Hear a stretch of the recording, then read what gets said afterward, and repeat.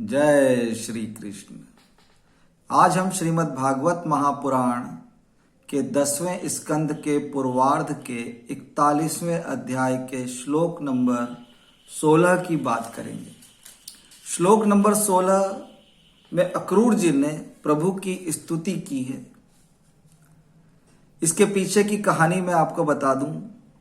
जब अक्रूर जी भगवान कृष्ण को और बलराम को लेकर मथुरा पहुंच रहे थे तो मथुरा के बाहरी उपवन में ब्रजवासी भगवान कृष्ण और बलराम का इंतजार कर रहे थे। उस समय भगवान श्री कृष्ण ने अक्रूर जी को आज्ञा दी कि अक्रूर जी अब आप अपने घर जाइए, हम मथुरा नगर में पहले भ्रमण करेंगे, उसके बाद हम कंस से मिलने आएंगे। जब उन्होंने ऐसा कहा तो अक्रूर जी थोड़े से अनमने हो गए। उन्होंने फिर भगवान की स्तुति की।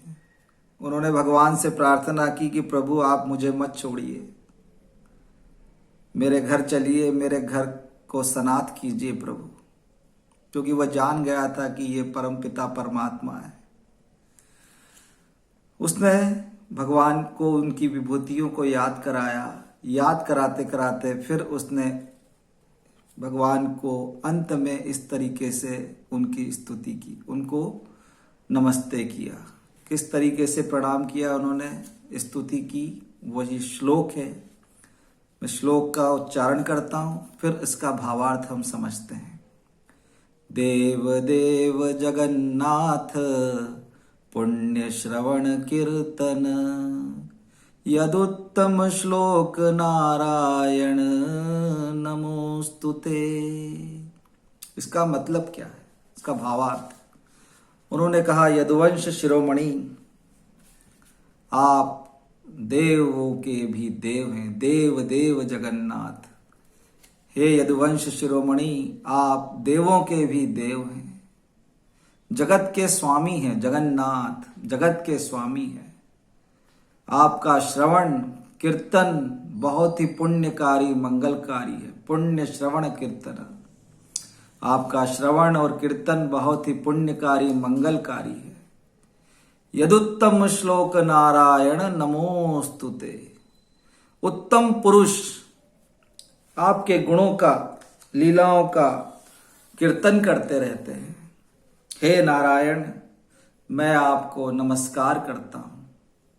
इस प्रकार अक्रूर जी ने भगवान से प्रार्थना की और उनसे कहा कि नहीं प्रभु, मुझे मत छोड़िए, मुझे आप मेरे घर चलिए, मेरे घर को सनाथ कीजिए।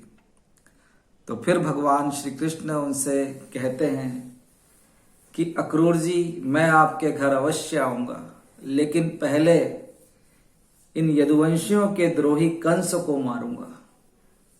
उसके बाद मैं आप सभी सूरत स्वजनों का प्रिय करूंगा। तो ये इस तरीके से भगवान श्री कृष्ण ने उनको समझाया अक्रूर जी को। अक्रूर जी बड़े अनमने होकर फिर अपने घर को चल दिए।